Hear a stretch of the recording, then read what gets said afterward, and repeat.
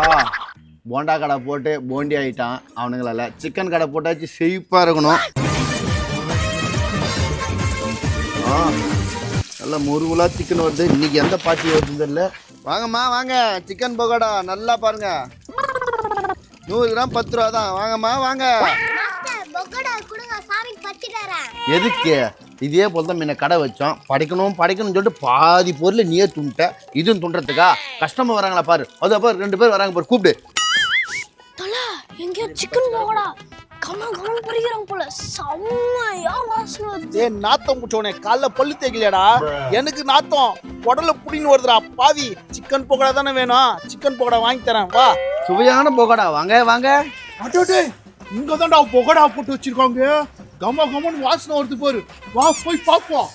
ஐயோ மாஸ்டர், பகோடா இருக்கா? பகோடாவாப்பா? ஆ இல்ல, இன்னைக்கு தான் குளிச்சிட்டு வந்தேன். மாஸ்டர் அப்படி சொல்லக்கூடாது, நல்லா பார்த்து சொல்லுங்க. நல்லா பார்த்து சொல்லுவாப்பா. இல்லப்பா, இன்னைக்கு தான் குளிச்சிட்டு வந்தேன்பா. நாத்தம் முச்சோனே,